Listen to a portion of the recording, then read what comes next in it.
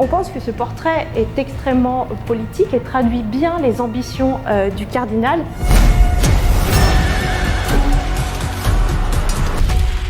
Bonjour, bienvenue dans l'exposition La haine des clans, guerre de religion au musée de l'Armée. Aujourd'hui, nous allons évoquer une des grandes familles qui a pris part aux guerres de religion dans la seconde moitié du XVIe siècle. Il s'agit de la famille de Guise, avec le cardinal Charles de Guise, dont vous avez le portrait ici, attribué au peintre crétois Le Greco. Le cardinal de Lorraine est un personnage qui va être omniprésent au tout début des guerres de religion. Il va mener une carrière à la fois politique et ecclésiastique, puisqu'il est nommé archevêque de Reims en 1538, alors qu'il est âgé de 13 ans. Il est ensuite nommé cardinal en 1547. Et il va entrer au Conseil du roi, le lieu où toutes les décisions politiques sont prises. Tous deux, avec son frère, ils vont mener une sorte de régence sur ce pouvoir monarchique. Et c'est lui qui va notamment déclencher en fait la répression de la conjuration d'Amboise en mars 1560.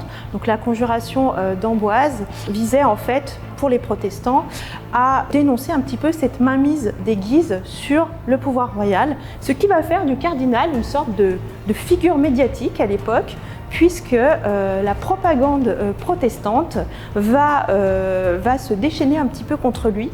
Mais en fait, au cours de sa carrière, le cardinal de Lorraine va connaître un certain nombre de revirements.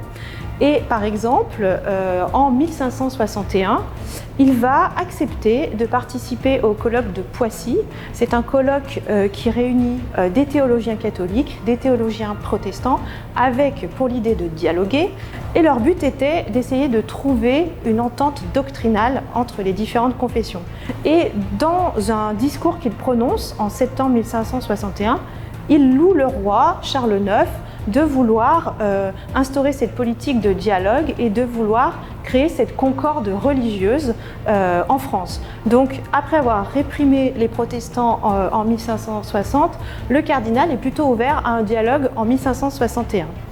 Mais il va y avoir un nouveau revirement, c'est qu'à la fin de l'année 1562, le cardinal est envoyé aux dernières sessions du Concile de Trente et finalement, il va se ranger du côté de ceux qui ne veulent absolument aucun compromis avec les protestants et il va par la suite devenir le représentant de la contre-réforme en France.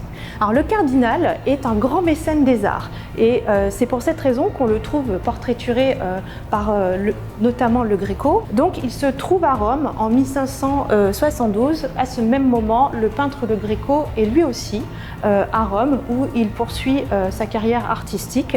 Les deux hommes ont très bien pu se rencontrer à ce moment-là. On le voit donc assis, 2-3 quarts. Il est devant une tenture verte, faire ressortir aussi le rouge de sa tenue.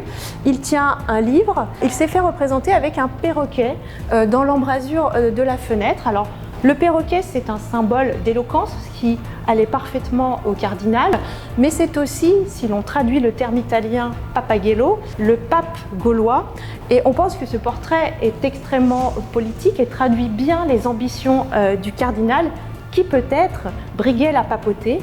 Cependant, le cardinal ne deviendra pas pape et il va mourir peu de temps après la réalisation de ce portrait, en 1574, donc 2 ans après s'être fait représenter ici, à Avignon.